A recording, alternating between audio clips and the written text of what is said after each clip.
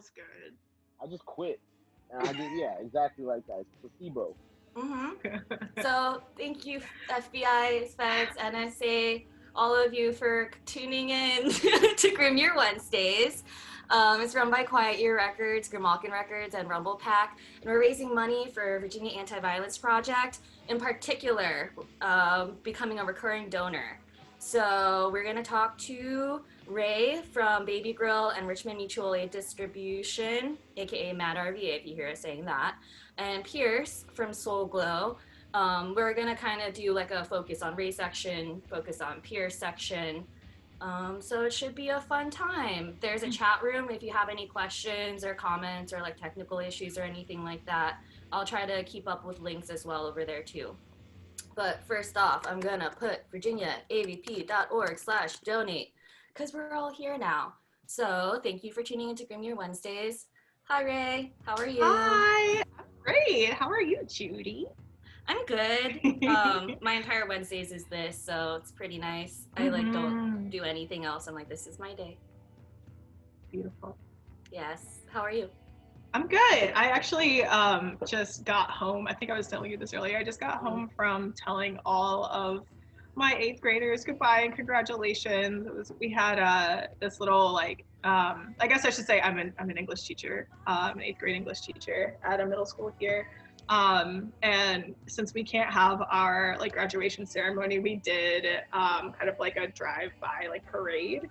So all the staff made little signs and stood outside and waved to all the kids and said goodbye to them. And the kids were hilarious. They were like sitting on top of their cars. Everybody was filming. We also got rained on pretty bad for a while. So I had to run home and change really quick because I was just drenched. But that was really beautiful. It was really nice to get to connect with them in person one last time. We haven't seen any of them since March 13th. So that was really great. Nice little pick me up before all this. Yeah. Yeah. And you'd been teaching them like mostly online things, right? And keeping in touch that way with your students? Yeah. So after March 13th, I mean, at first we thought we were only going to be out for 2 weeks.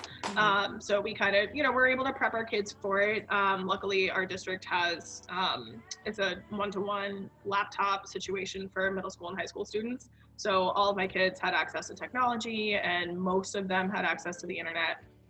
So we were conducting class online, posting assignments online, holding office hours online, doing a lot of just like well checks, calling kids to make sure everybody was okay. And so that's been a pretty huge, obviously a huge shift over the last couple of months. Big learning experience, a lot of grief with it too. Just knowing that a lot of our kids are really disconnected from their other important stable relationships with their friends, with adults in their lives. And so like for me, that's been the most important thing to keep up over the last couple of months, is just making sure that they stay connected to me, they stay connected to each other, and they still have this kind of semi-stable community to lean on. Yeah, because I'm guessing that this next school year will probably have to have some adjustments as well. Yeah, we were just talking about that. So there's a couple of different options on the table. It looks like we may end up doing some sort of wild hybrid thing where maybe half the kids are in school on one day, half the kids are in school the other day, and we stream class. So whoever's not actually able to be in the classroom will watch on their computers and still be able to do the same assignments. We haven't really heard exactly what it's going to look like, and it's so up in the air that at this point, no one really knows what's going to happen in the fall. I know Governor Northam was on the tube the other day talking about potentially getting everybody back in class. But we still have a whole summer to go through before then. Mm-hmm. Yeah, it's interesting. Trying to prepare for the future is so difficult right now because we just don't know what's going to happen. Yeah. But then it does lead to inventive solutions. Mm-hmm. And inventive doesn't necessarily mean positive. Yeah. As we have absolutely seen. Yeah. We're working on it though. Right now, I'm actually working with a team to rewrite our school district's English curriculum. So we're taking into account the fact that we might not actually be able to see our kids next year, at least traditionally. And it's also a really good opportunity to, tweak some of the methods that we've used, tweak a lot of the text that we've used. I've been able to make sure a lot of the stuff that we're putting out for kids to read is really inclusive. It encourages kids to have, important political and analytical conversations with each other, and with their teachers and, with their friends. So that's been a really cool opportunity. I don't think that work would have been, I don't think that work would have had as much like depth and dedication had we not had all of this time outside the classroom. I feel like the team that I'm on has been really able to focus on what kind of an ideal world for our English students would look like next year, rather than just like whatever we can scrape together in the chaos. So that's, the silver lining to the cloud of losing all those relationships is we're trying to figure out ways that we can make sure kids are building them really strongly next year, and making sure that they're getting like the most robust education that they can when we get back. Definitely. Wow, that's really cool. I think we all have this idea of like, we want better education for our youth, but then what that actually looks like, that's I feel like such an unknown still. And so hearing you talk about how that's actually crafted and the kinds of ideas that go behind that, I think that's really, really cool. And that's gonna impact people for years. That's how you change the future, Yeah, it's a really, really exciting opportunity. And I've also had the chance to be part of the leadership team at my school. We have a lot of change, obviously, that's going to be happening over the next couple of months. But we have a really amazing opportunity to create something that truly, promotes equity for all of our kids, whether that's, having like inclusive text choices, or whether that's making sure that all of our teachers actually know how to teach literacy skills. For me, the reason that I do this work is because I think that literacy is the most empowering skill set a person can have. I think that, being able to read well and write well and communicate well leads to people being able to know themselves better, to be able to know and understand other people better. It's, a door to personal power, and it's a door to collective power. And so, having the time now to figure out how we can best create an education for the kids, at least at my campus and in our district, that helps them to self-actualize, instead of just like, a lot of what I've seen in the past is just kind of handing teachers like, here's a list of strategies you can use, and here's a bunch of like completely disconnected text that has nothing to do with your kids and is totally like apolitical, and doesn't really have anything to do with the lives that our kids are living every single day outside of our four walls. Now we're actually able to bring in our students, bring in their voices a lot more effectively. And I'm really excited for the opportunity that that's going to hold for our classroom communities and our campus community next year. It's going to be awesome. That sounds amazing. Yeah. It warms my heart to think that these are like tangible changes that are happening. And I think something that I've noticed about you is you definitely have a mindset of mutual aid in sort of everything that you do. So I guess I feel like you would be able to answer this with eloquence. Is what is mutual aid? What does that mean to you? So the foundation of mutual aid is community helping community, people helping each other, either individuals or groups of people recognizing a need and understanding that really, the state's not coming to save us. We are all we have, and we are all we really need. And so there are tons of different ways that people show up for each other through mutual aid. Right now, I'm working with the Richmond Mutual Aid Disaster Relief Collective. And that effort started a few years ago during a really serious cold snap that we had here in Richmond. And what ended up happening was that instead of the city coming to houseless folks' aid and making sure that they had access to shelter and resources, our mayor, LeVar Stoney, decided to close all of the emergency shelters that were available to people.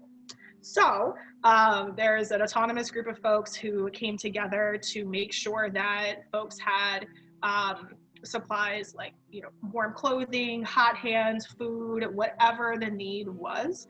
And instead of just assuming that we, you know, knew what other people wanted and knew what other people needed. The effort is really focused on maintaining people's dignity and maintaining, you know, this like really fluid relationship between that community and the folks who came to serve that need. And so just paying attention to what needs were being presented and figuring out how we could pool collective resources to address those. And so really it's about, like, I mean, the phrase that you'll hear a lot in mutual aid is solidarity, not charity. It's not about us saving each other or, you know, creating like a divide between like a service provider and a client or something like that. You know, it's not, there's no sort of like clinical language around it like that. It's just understanding that we have an obligation to help each other, and we have an obligation to share resources whenever and however we can. And that's how we build communities of care. That's how we build resilience as a community, is making sure that, you know, every person is able to find a niche, find a place where their skills are best utilized in order to build collective capacity. That's beautiful. Yeah, it's pretty cool. That is really beautiful. I mean, both your explanation of that and the concept itself, I think, is just really empowering. But at the same time, it makes people feel connected, and that's something that's so necessary. I mean, I was going to say right now, but I feel like at any given moment in time, feeling those kinds of connections is so crucial to the human experience. Yeah. So being definitely. so deliberate about those things, that's really, really admirable. And I'm glad that you brought up that this work has been happening for years, because there have always been needs. There have always been people experiencing suffering, and like collective organizing for these things have happened for so long, and people have put a lot of thought and work into it so far. I recognize that now with a lot of things happening out on the streets, I think a lot of like the urgency of these needs has been a lot more emphasized, a lot more boosted, because there is just that attention on that. How do you feel like, do you feel like that's affected your work with MAD-RVA? I guess over in like, I want to say like the past week or so. I feel like it's when things really kind of popped off. I mean, it's kind of tough for me to speak to that. Really, I mean, like my primary project is supporting kids and teachers right now. Yeah. So for me, like the last couple of weeks, I've been really focused on, you know, my job, and really, really focused on how I can be a support person and be a carer for the folks who are on the ground. But what I have seen, I mean, fundraising has been pretty consistent. We've seen a lot of generosity from the city over the last couple of months. Really, I mean, I started working with MAD-RVA in March, like early March, when COVID-19 really hit and we ended up being under quarantine. Even from jump, we had people donating supplies, making cash donations to make sure that we could get all the supplies that we needed to serve folks. But the last couple of weeks, especially after partnering with like the Richmond Community Bail Fund, building partnerships with Richmond Rent Strike, the Richmond Tenants Union, the Jackson Ward Youth Peace Team, just getting a lot more, I don't know, like, I don't want to say press, what am I trying to say? There has been a lot of that. Like networking maybe? Yeah. A lot more networking, a lot more sort of visibility through those community partnerships. We have seen a pretty big influx in cash flow, and that's what's really made our mini grants program possible. So I could talk a little bit about Yes, that. please. Yeah. So the mini grants program started as this idea that, you know, we wanted to not just provide in kind, like material assistance to folks, but to make sure that people had cash in hand to get whatever it was they needed. So, you know, again, going back to like making sure there's like dignity and trust and a low barrier to access to resources, whatever people need them for. So it started out as, you know, okay, let's see if we can get together $80 donations or $80 grants for folks, whoever needs it. That number ended up going up to $125 mini grants. And, you know, the bar for accessing services is a Google form.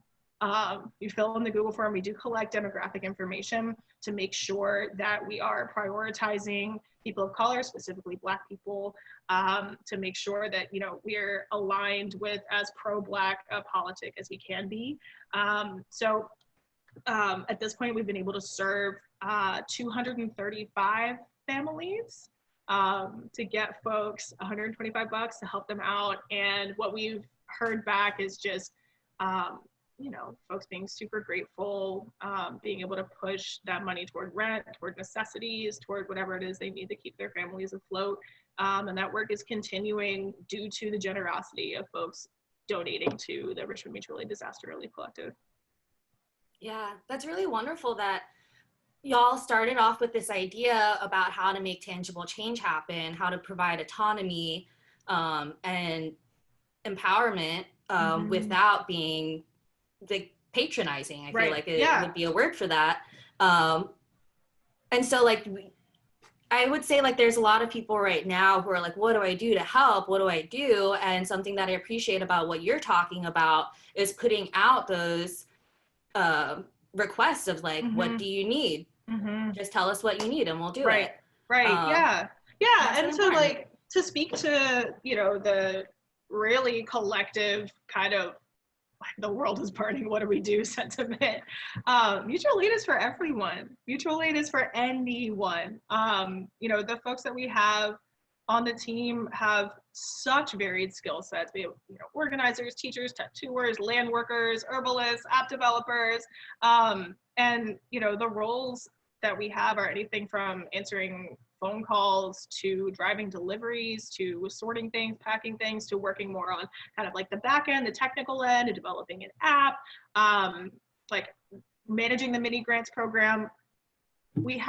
There are opportunities for everybody, no matter what your skill set is, to contribute in some way through mutual aid. And right now, what I've started doing the last couple of weeks, even outside of that, it's just, I love cooking and I'm pretty good at it. And, thank you for the plug. Tell us about your meal program. So I just, you know, knowing that my time right now is kind of limited. So that's the vegan tofu banh mi and just like mangoes and strawberries we put out today. Knowing that my time is kind of limited and knowing that like I know what my capacity is right now. So I just wanted to, I know that people under stress forget to eat. I know that people forget to eat well when we're going through, you know, just collective trauma like this. And I know one of the things that just really like one of the primary ways that I show love is to cook for people, is to make sure that the people I love are nourished. And I also very much acknowledge the amount of joy that folks get from good food. And that's what keeps folks going. You know, you can't be like out in these streets or organizing or constantly working without some sort of you know, soul nourishing, empowering, motivating food. You gotta have it. So just a couple of weeks ago, I posted something on Instagram calling for anybody who needed a good meal to just DM me and let me know. Prioritizing queer and trans, Black and Indigenous people of color. And the first week was 15. And last weekend, I think I fed 25 people. And then today was about 30. So it's growing, which is really exciting. And through this, like, again, you know, mutual aid is for everybody. I have had folks offering to like donate funds to make sure that I can source produce and source materials. I've had a couple of farms donating produce to make this possible. It's really a community effort. I couldn't do it by myself. And it looks like there's a potential for it to end up expanding. We have the potential to have some commercial kitchen usage coming soon. And just more and more folks trying to get on this meal train wagon. That's just been super fulfilling and really rewarding to know that the people that I love and the people that are just doing this work with their whole hearts are not just like getting recognized for it, but are able to continue with, you know, some small contribution from me. Definitely. I personally think that your food should be used as an antidepressant. If someone's feeling bad, they eat some of your food, and then, you know, see where you're feeling from there. Drink a little water, and then it's like, wow, I feel like a human again. Yeah, I've heard that. And that's just, I mean, that, like, hearing things like that, and, you know, even when I don't get feedback, like, it's not about that, but it's just so affirming. You know, for a while, especially after the shutdown, after schools closed, after, you know, so much of my life shifted overnight, after we stopped being able to play shows, there was, oh God, after I couldn't go to the gym, I just had such like a dip in my sense of self-efficacy, right? And so, you know, working with the collective and then doing this on my own, and really kind of starting to like move and shake within like my school community a little bit more, has been personally just so life-giving. So I'm just really, really grateful to have the opportunity to work alongside folks who, you know, believe in the same things and want to see a really similar world, and understand that, you know, small steps like handing someone a meal, and making those connections is how we're going to get there.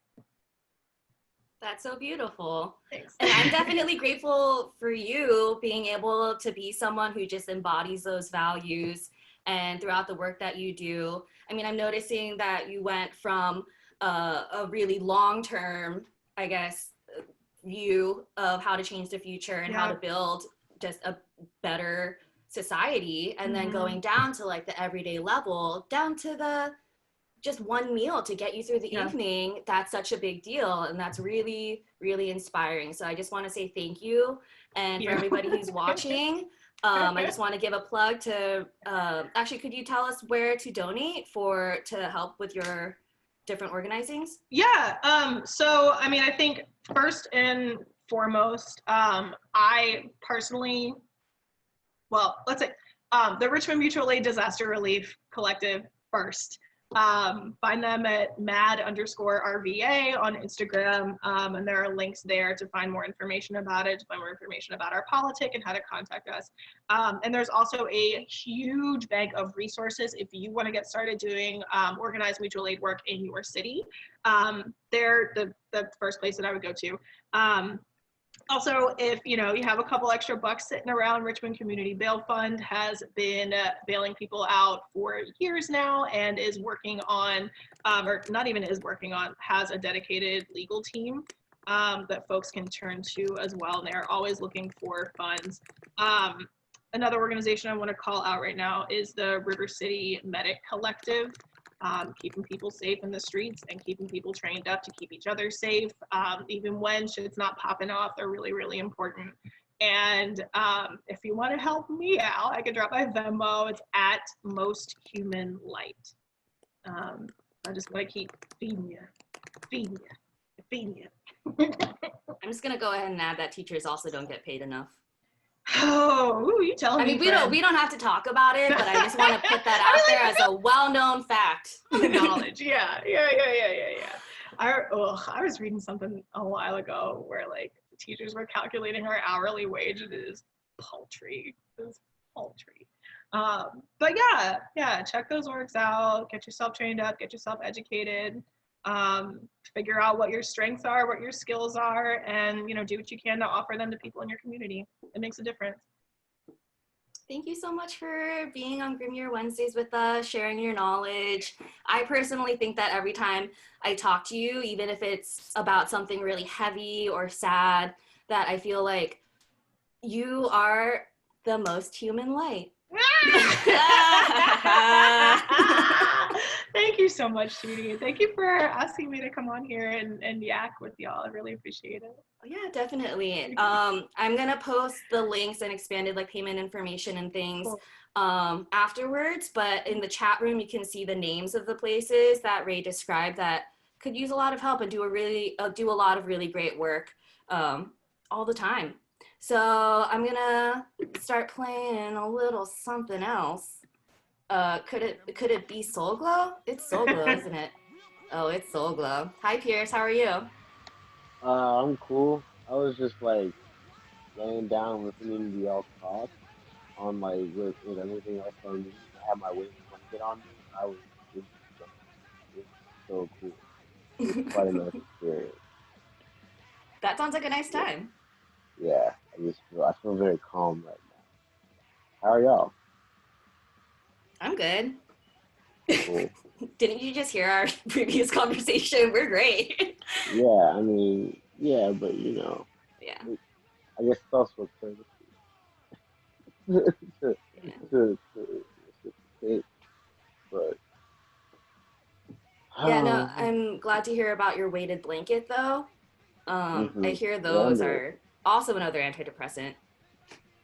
Yeah, they're underrated. I like honestly, my favorite thing about a weighted blanket though is that there's always a cold side, like a pillow. So whenever it's too hot, you flip that junk.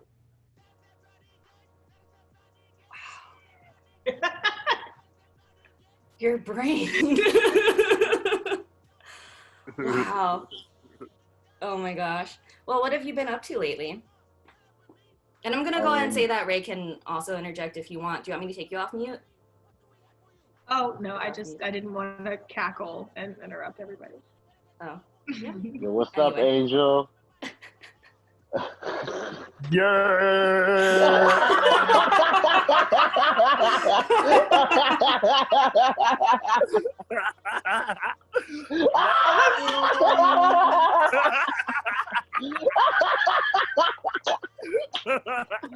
Oh my god. Oh my god, your laugh is like medicine.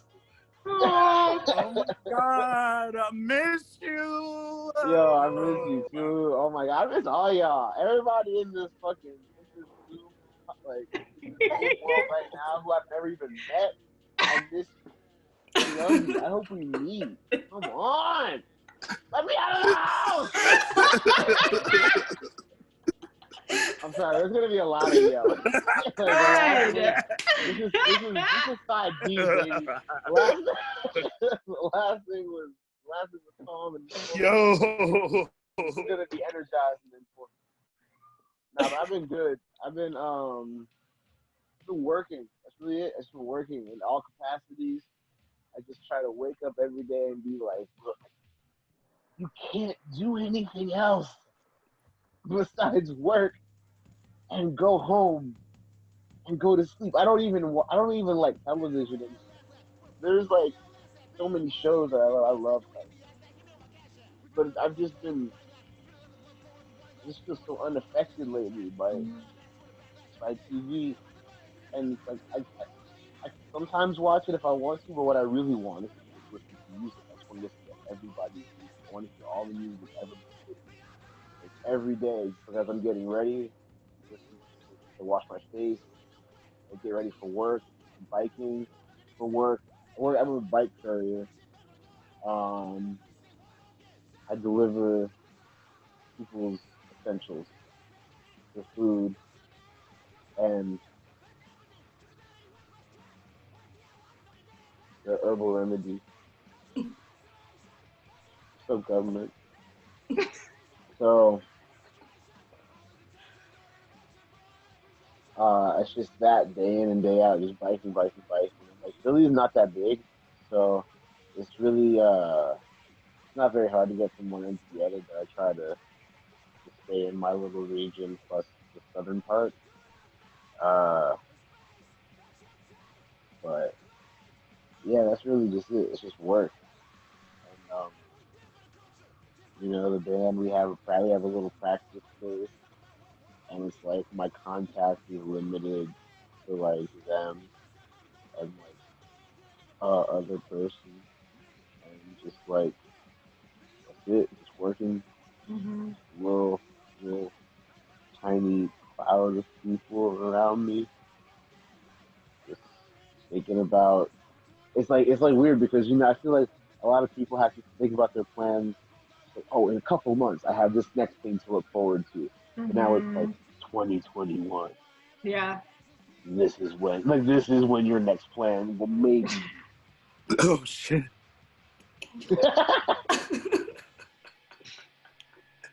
Yo, I love the audio of everybody. Angel, I'm so glad you're here. Yo, for real. Love you. Also, the work that you've been doing is so amazing. Just thank you. I don't want to take up time, but yeah. Thank you. Agreed. The first thing that I thought about at the beginning of y'all's conversation was something that this woman, she's an attorney in Philadelphia, and she's also part of the Black Quantum Futurism Project. Her name is Rashida Phillips, and she was saying, she just posted this tweet that's like one thing that I deeply felt, and it's just one thing that since no one has said, which is like the youth in Philadelphia have been consistently shown that nobody is looking out for them, and nobody has their best interests in mind. All of the arts funding has been cut. There's no job. You know what I'm saying? Like, there's no after school programs. What are they supposed to do? What is anybody supposed to do? And yet you want to demonize people who are in survival mode. It's just like you take away every available resource and put it into one segment of, like, you know, your so-called community. And I don't know, just thinking about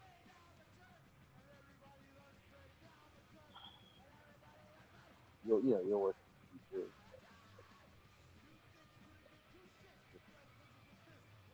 Seeing the connection. What? What's the last thing you said? So I've been seeing the connections, you know what I mean? Exactly.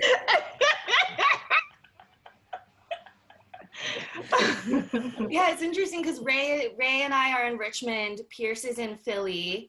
I feel like there's a lot of connections between cities, but when it comes to the individual and specific community needs, it's gonna be. Sorry, what was that?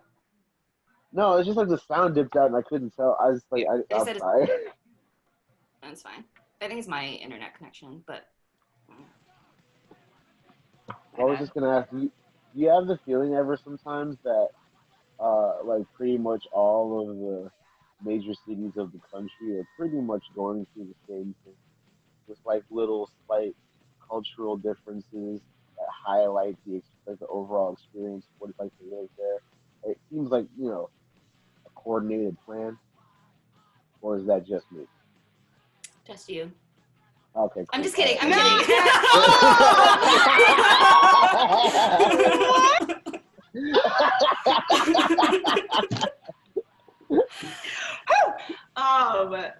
Yeah, I mean, I think it is. I think it is very much a coordinated plan. You know, I mean, we know that capitalism isn't built for people like us. We know that, you know, the way that city budgets tend to be allocated do not prioritize people like us. I started my teaching career in Philadelphia public schools when I was there a few years ago. And I mean, we talk about inequity in Richmond, but it is nothing compared to the monster that you encounter in Philadelphia public schools. I mean, shit is fucked in both spots. And, you know, it does. Charter schools.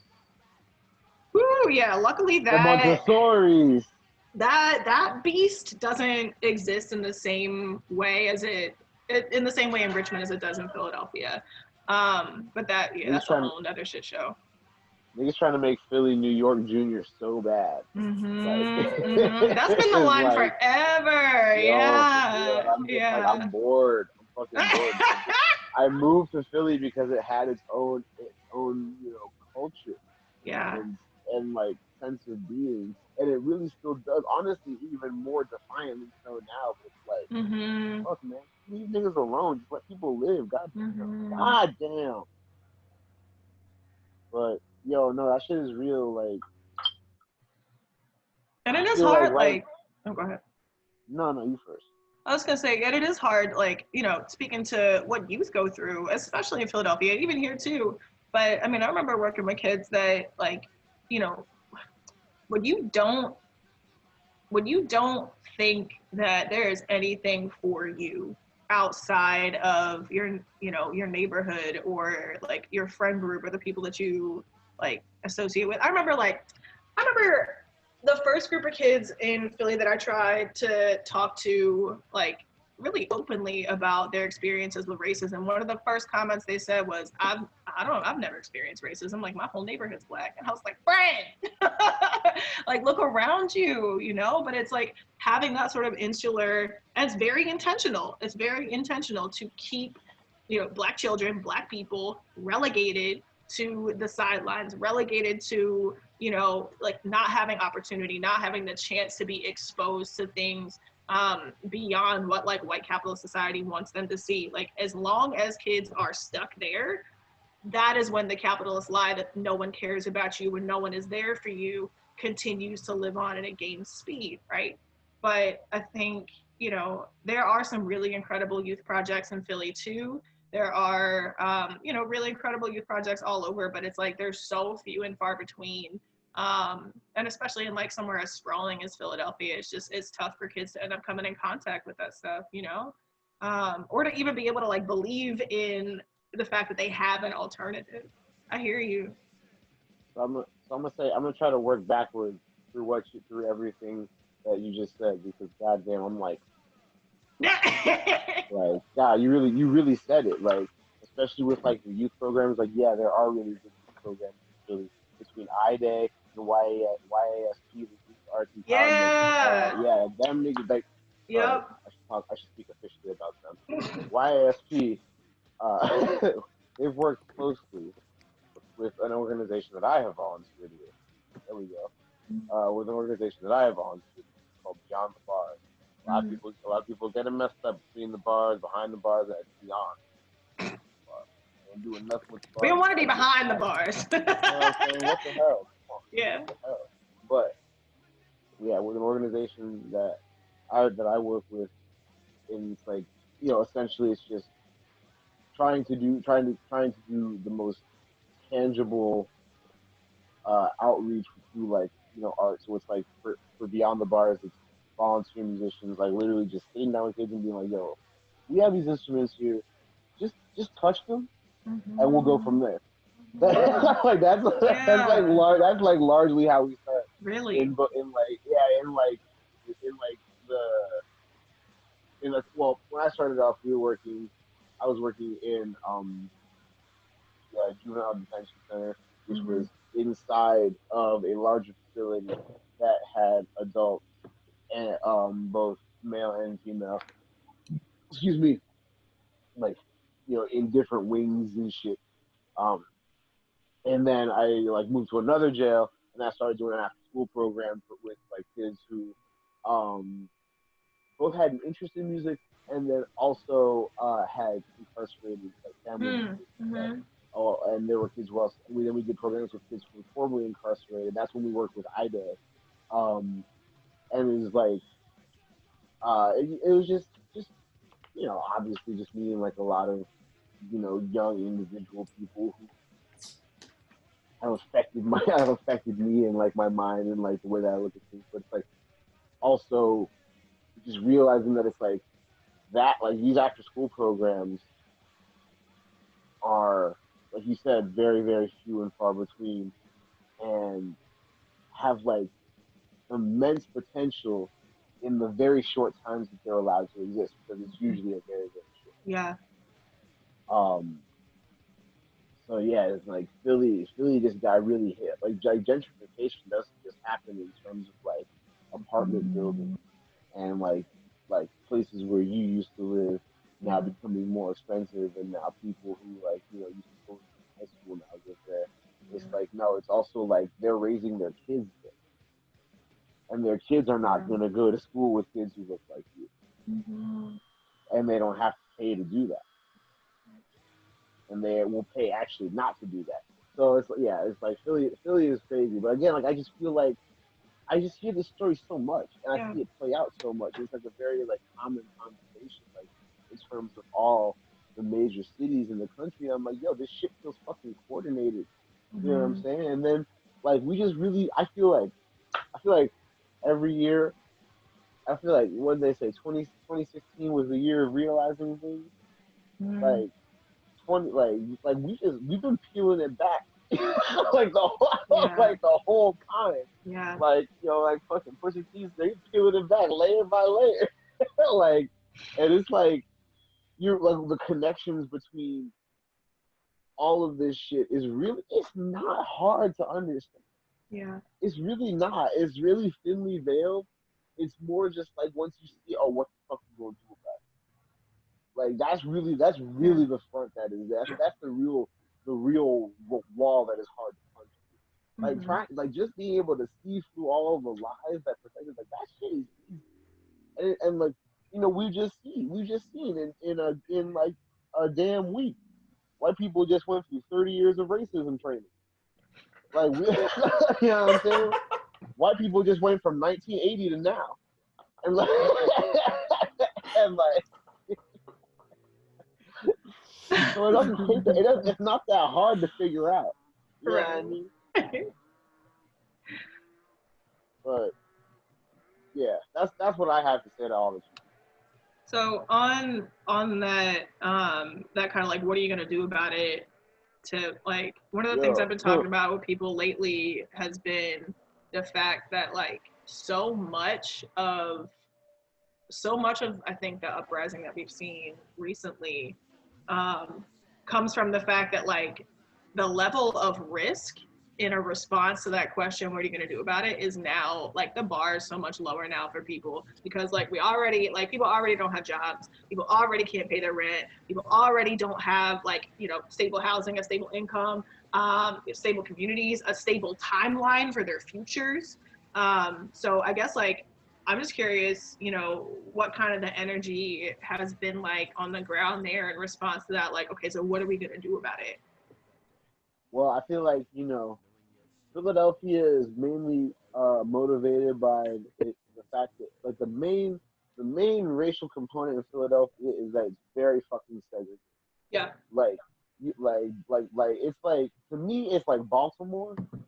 It's just a little bit more gradual. Whereas Baltimore, it's like you step over a crack in the sidewalk and you're like, damn. Yeah. Like you go Philly like, be like that too though. yeah, it's like, well, I mean, because it's like, yeah, you get to the end of a certain neighborhood, you step over a crack in the sidewalk, and you're like, oh, I see what you did. Yeah, but in Baltimore, they just be like, ha ha, fuck you. It's like right with the end of the street, you know what I mean? So it's like Philly, Philly is really, I feel like people want to reduce Philly a lot in terms of like how we look at this shit, because like, I mean, I don't give a fuck what anybody says. I feel like a city's cultural identity is really painted through like pop culture. So it's like what cities do we know the most about? LA and New York, obviously, and they're kind of like, you know, minor cities like Chicago, now kind of keep popping up. You know what I'm saying? Maybe Oakland, maybe Miami, maybe, you know what I'm saying? But even still, Philly, you know, Philly in that group. Philly is like C. It's C-list. So it's like people look at people. I don't know. Philly is used to like being in people's shadow, and that really gets into people's psyches like a lot, like in like ways I feel like that people don't even really acknowledge, like that come out very largely, because it's like people in Philly really be peeping shit, like the way the police are in this city is mad discreet until they just don't give a shit. Like really, like the last well publicized police murder in Philadelphia was Brandon Tate Brown in 2016. So that's like, to me, it's like that wasn't like, you mean to tell me that was the only black person who was killed by police in Philadelphia? Like, nah, that's like come on. But it's like they're mad discreet about that shit. It's like Philadelphia is really known in terms, when you think about the whole police brutality conversation, Philadelphia is one thing that move on. And it's like, other than that, it's like, I don't know, you don't really hear about shit really popping off. But then protests popped off, Philly was right up in there. Because people know what the fuck happens up there. You know, people know what the fuck life is like living in Philadelphia. So it's like, I don't know. I feel like it's just the way people's anger, I guess, is seated in Philadelphia, to me is just different. But maybe that's just because I live here. I could just this could just be a whole bias argument. Well, I mean, Like, you do actually have the perspective of being someone who has traveled around the country. I mean, whether that's just for a night or repeatedly, like for example, like if you play a show in a city like once a year, you develop that relationship. But that's still different than your relationship from Philly, like because you're there all the time, or I guess a majority of the year when you're not touring or working, or I guess well, touring. yeah. Well, I'll say one thing that this is like because with that it's like yeah, but in terms of what I feel like what I'm about to say is like the only real argument or the only real thing I can contribute as a value is like I was in Oakland on the day of the Pulse shooting, and so it's like I feel like I can only really know how a city is in a time of crisis when it's reacting in real time. You know what I'm saying? So when that happened, I don't know where I was. It wasn't popping off, and I don't know exactly like the way like um, economic demographics are like set up in Oakland that well. Yeah, because I know San Francisco is like right across the way, and it's like, but it's like I feel like it's just like where I was. Oh, it wasn't like you know where I live at. You know, there's trash on the sidewalk. You know what I'm saying? There wasn't no trash on the sidewalk. I'll put it like that. Yeah. So like, but there was a memorial for something else. I want to say maybe it was like Vietnam War or something like that. I'm really not sure, but there was a memorial there, and a lot of people had like lit candles, and like it was like the circuit, the structure of it was circular. People had like lit candles around there, and there was just people standing there and just talking. And that was it, and there were no police around. Mm-hmm. And I feel like that in itself is just some very irregular shit. Because Mm-hmm. I know there'd be like mad Nazis in California and shit, but like I don't know, just to be just in that moment and like knowing that people were mad as fuck, and there wasn't a good amount of people, like different kinds of people there. It wasn't just Mm-hmm. like the punks who would come from outside of the show. So it's just like I don't know. I just say all that to say like I don't really know, but I do know what it was like at that in that city at that time, and it wasn't like say Philly the first day of the protest or any other day that week, like last week, and it wasn't like uh what's that shit? I had another example, but it's escaped me. Yeah. I mean, No, thanks like, for saying that. to your point about, having a biased perspective, first off, like, I, the city you live in, right? And Right. I think, especially like being a Black person in Philadelphia, like that is a completely valid and authoritative perspective to have.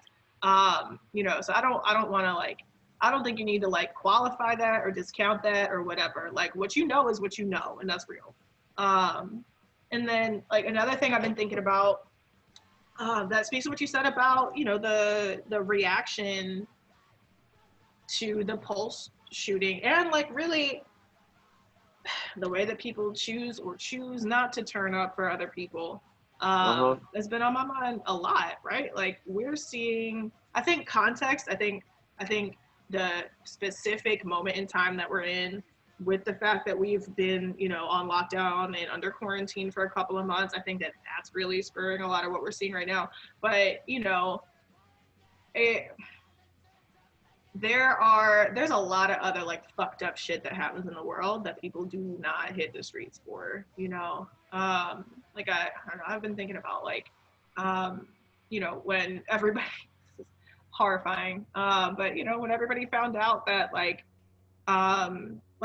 indigenous Uyghurs were being put into and still are being put into essentially concentration camps in China, it was like, oh, yikes, oh, that stinks. Like, you want to go to brunch, I mean, like, for real, like shit like that happens all over the world all the time. I mean, even like much more extensively, widely publicized human rights issues. Um, it's Like just abuses at the border of Texas. Yes, absolutely, absolutely. You know, and there was, I feel like a few years ago, a much bigger kind of explosion in visible action in support of immigrants and in direct opposition to ICE, right? A couple of years ago, I feel like 2016 to 2018, people were really popping off, but that shit's still happening, you know? Um, Happening worse than ever. yeah, yeah. I don't have an answer for it, but it's Yeah. been something, you know, something I've been thinking about a lot lately. Like how do we choose who we show up for, and how we show up for them. Yeah. Yeah. I mean, Like I I'm think something. glad. Yeah, no, no, But no, no. Something that you brought up earlier, you literally said earlier, is just like, what are you good at? Like, what do you do? How can you Mhm. use that in a way to serve your community? And while that does start on an individual level, like that is doing something. Yeah, So again, with the whole people being like, so what are we gonna do about it? And I'm right. like, I also just want to say that that's a much better way of looking at it than like the immediately centering yourself version, which is like, um, I like who do I show up for first? I don't know, how Right. do I decide? And it's like in trying to in trying to look at it like that and trying to rank human life, honestly, what you're still doing is like prioritizing like your own Yeah. like you struggle with your own viewpoint of the world. And it's like you could simplify that entire process by just being like, instead of trying to think about what I believe so much in this situation, I could just choose to believe that what I need to do is help people who I believe are vulnerable and hurting. But I Yeah. don't know. I'm not really. I'm just. I mean, you're Pierce. I feel like you're someone with a platform and has a lot of interesting things to say, but the way that these things are received, like you're saying, is just like, what do you personally believe? What are you personally gonna do in Mhm. response to X, Y, and Z? How are you gonna pick what you care about? And the fact that you have a way to reach a big audience and say, you really should care about this. You should prioritize this. I think that's a really powerful thing. Mhm. Do you feel like, how do you, I don't know if this is an awkward question, but how does it feel to be someone with that large of a platform, also being a band that's known for being Black and like unapologetic about it? Mhm. How has that been in the light of all of the racial tensions and the rebellions going on now? There's a number of different ways that it works out. When it comes to the platform thing, I try to stay. This might not be the best sounding answer, but I try to stay very emotionally detached from it. I really just look at like what something like a social media app is good for if you have a lot of followers. And in my mind, it's like if I'm a person who doesn't have a lot of political science training, who doesn't have a lot of social organizing training, that shit is good for sharing information. And so you have to be like good at discerning what you're reading and like thinking about who it's going to reach and who in your audience, you know, is sharing this information with and to what end. And aside from like other personal actions like protesting and having individual conversations, I feel like like it's the same thing with like asking yourself what you are able to do and like what is realistic with what you have going on. And it's like social media is like it is a tool. It is like the most valuable tool, having the ability to disseminate information and having like a larger footprint in like the stream of the algorithm, or having like a larger like I don't know, have being able to move through the I like one fish through a bunch of other fish, just like moving through the shit. It's like having that ability to do that is like, what are you going to carry? What are you going to carry in your trail? Aside from that, what were the other parts of the question? I don't know. I have a tendency to ask like 5 questions at once and hope that the other person. and I try to stay with it. I don't know anymore. That's how you sharpen your skills as an active listener, people. I can interject. I believe the question was, how does it feel to have such a big how does it feel? Oh my God. In this moment? You didn't even ask me what I was doing. You asked me how it felt. God, it feels like it feels like something that I need to. It feels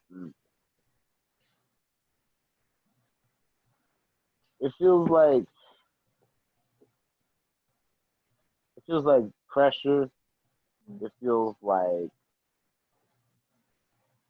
the need to rationalize and like your surroundings and your choices as a person that has led you to this moment where you have this power. Like it feels like a lot of introspection.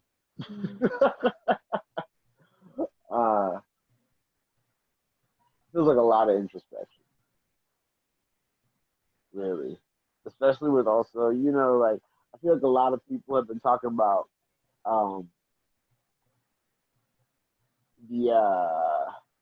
this like phenomenon of like, okay, first of all, I'm sorry, I don't know who is black besides black. It's like the whole phenomenon of like being black and making shit and then having people now be like, oh my God, hey, guess what? Did you know that we want to work with you? And did you know that we love your voice and we've been watching you for X amount of time, which is the best. Yeah. Like when they said that, when you told yourself, you told me you waited this long to hit me up. Mm-hmm. Why would you tell me that?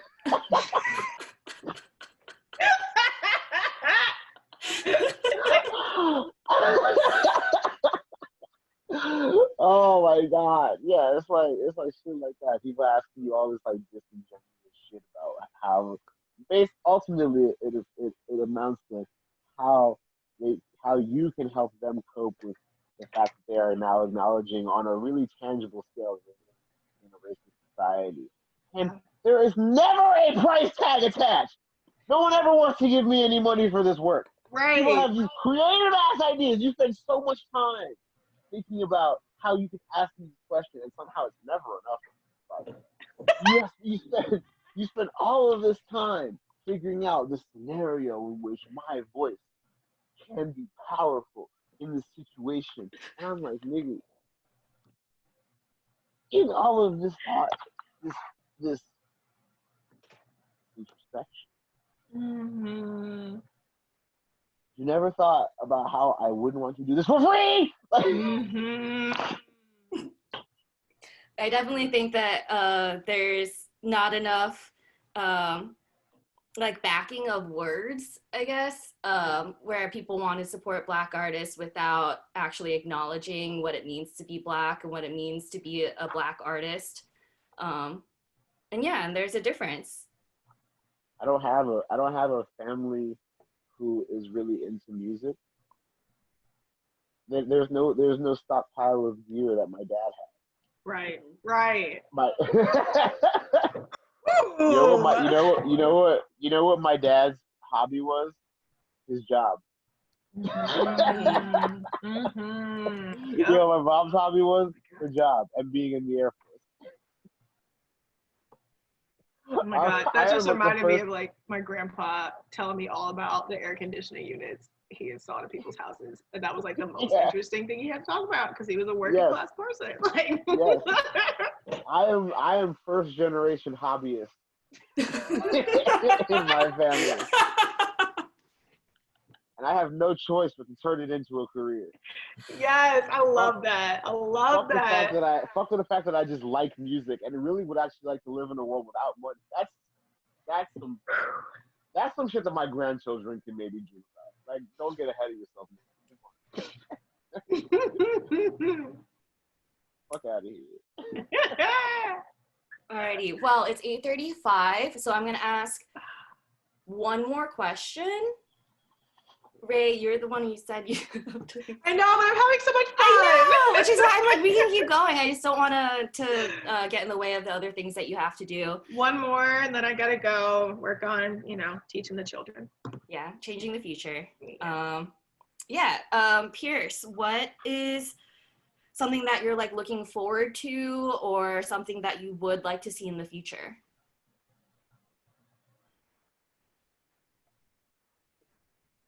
Something that I like to see in the future, like regardless of son of a Like in gun. general, for the just Of general future. all, like just regardless of like reality is not a thing. Sure. I'm scared. Sure. Hey, we are in the middle of building a new reality, so friend, dream away. Okay, so I'm gonna say this, right? Hold on a second, I gotta plug these in because they're not.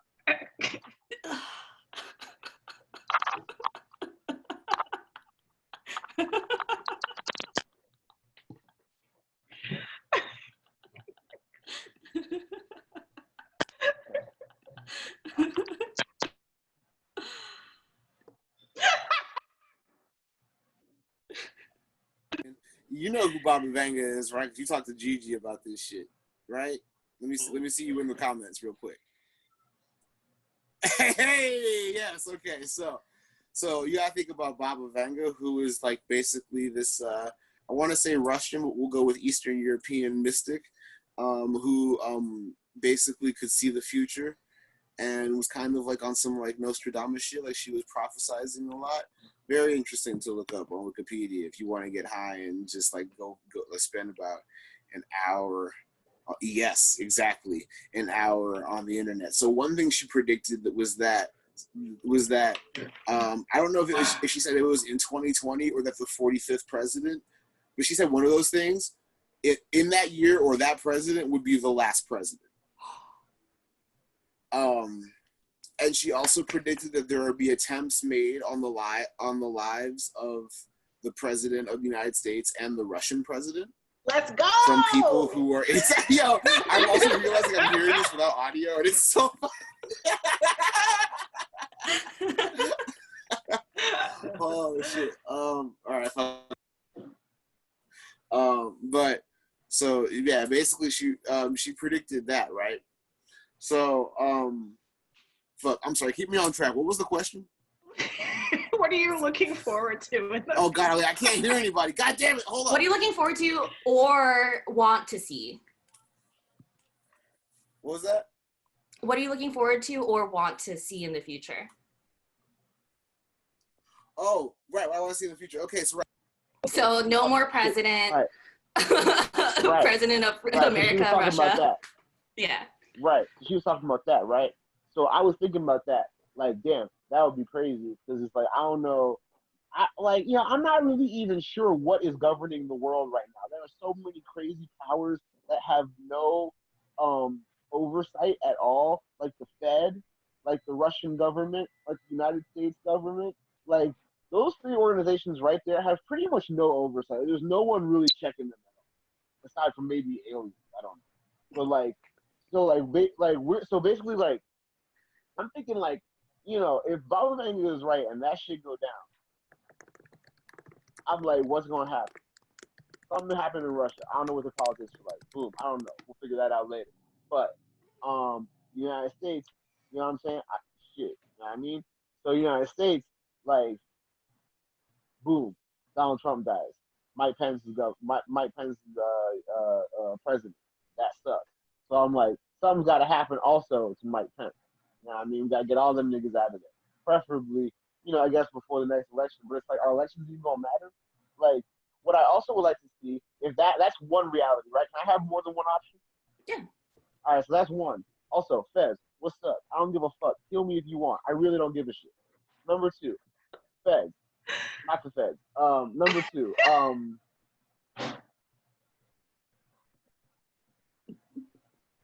lost my train of thought. Give me a second.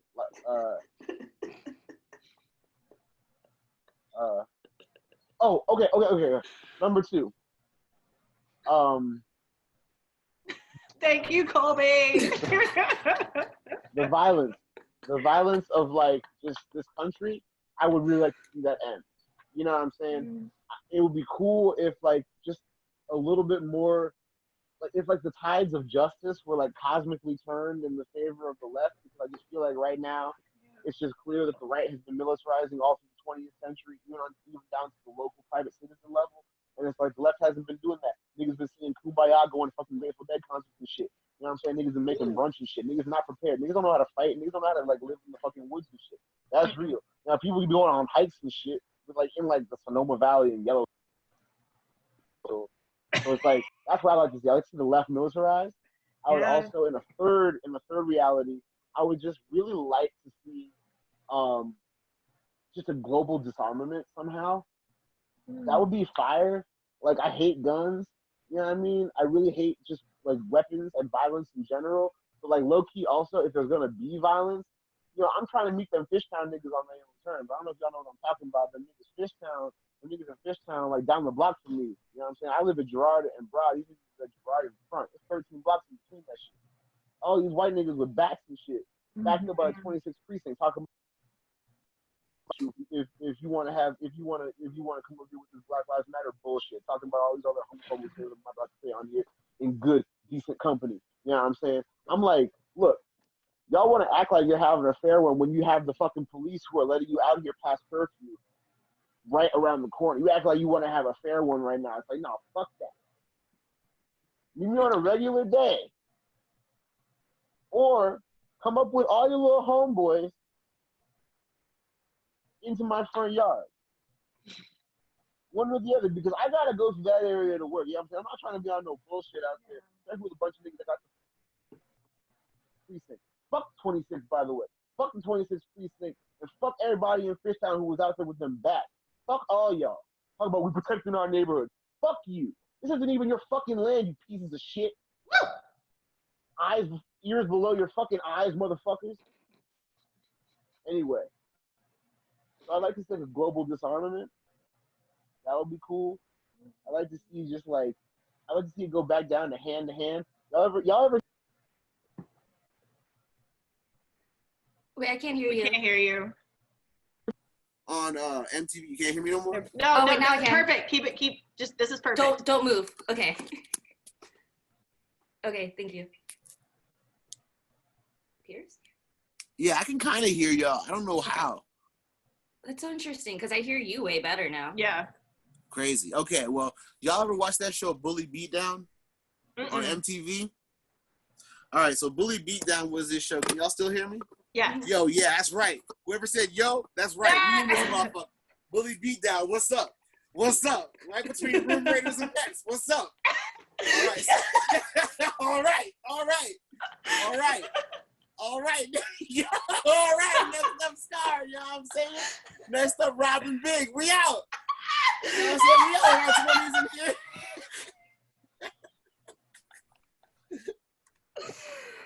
No, I'm saying like, so there was a show called Bully Beatdown, which was basically like these people who were being victimized by a bully would take it to the show and be like, yo, this motherfucker is like messing with me, and here's how, and here's all the things that they do to me, and da-da-da. And then there's the host of the show, who is an MMA fighter, who has a bunch of MMA fighter friends, is like, okay, we're going to set your bully up with my friend here and put them in the ring, and we're going to give them $5,000. And for every round that they lose $1,000. And that's the show. And every episode, they get their ass beat. Wait, the bullies get their ass beat or the other person? And the money goes to the victim in each episode. That shit lasted one season, and I'm like, why? That shit should be all right now. That shit should have. Why the fuck is The Simpsons on telling us the future when Bully Beatdown could have been on here giving us real restorative justice? At the end of every episode, niggas was like, man, I really want to kick you in the chest. And then that guy kicked me in the chest. I didn't like that. I don't want to do that to you no more. I'm sorry. And I'm like, yo. So I say all of that to say, this is my final reality that I would like to see in the future, which is I would like to see a global disarmament and everything is just like Bully Beatdown. You just have the biggest niggas fighting each other. War would look a whole lot different, I'll tell you that. You know what what I'm saying? You just have like fighting styles, regional fighting styles, national fighting styles versus each other, and that's how we're gonna get things done. You know what I mean? Imagine like people landing on like the shores of Normandy. You know what I'm saying? Just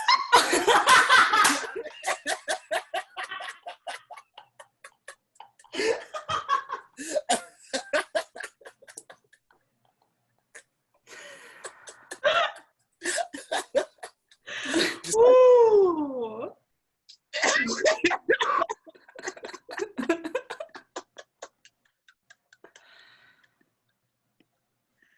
Oh my god. right. So I'm saying, like, imagine the White House, right? No guns.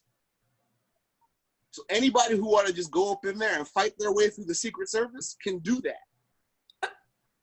I'm trying to live in that America, where it's like, if you want to, if you spend enough time figuring out the layout of the White House and how many niggas it's gonna take for you and all of them to stand up in the White House and just to have a conversation with the president. Feds, what's up?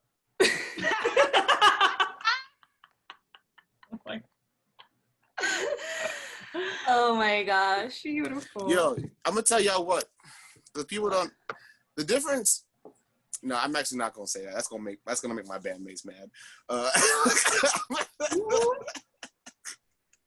gonna just keep that to myself. I'm gonna just show that in my actions, and y'all will see. But I'm gonna just say, like, look, y'all just saw on Twitter, right? How quick they about to kill y'all. It's a thin line, bro. Mm-hmm. Life is short. Tell the truth.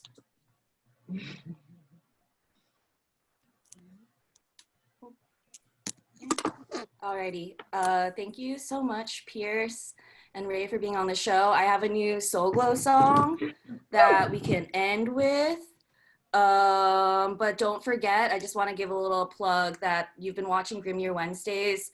We're raising money for Virginia Anti-Violence Project that does a lot of great work in Virginia for the LGBTQ plus community, specifically with people of color. So they do a lot of great work. And so if you are able to become a recurring donor, that would mean a lot. I have in the side the names of places that Ray has directed us to, a couple of the places that Pierce has directed us to, and a little bit more information about other things. I'm gonna play the song, but do either of you have any like closing remarks or anything to add? Just take care of each other. Look out for each other. Check in on each other. Yeah, we all we got. We all we need. I gave my advice already at the end of my little thing. I'm gonna just say about this song. This is not on our next shit coming up. This is gonna be on our album. I'm not telling y'all the name yet. I don't think I'm supposed to, so I'm not going to. Like, this is a very rough version of the song, you know what I'm saying? It's called Rolling Loud, Hear My Cry. I wanted to play this for y'all because I knew it's gonna be the real ones in here, you know what I'm saying? You just said you weren't gonna tell us what it was called.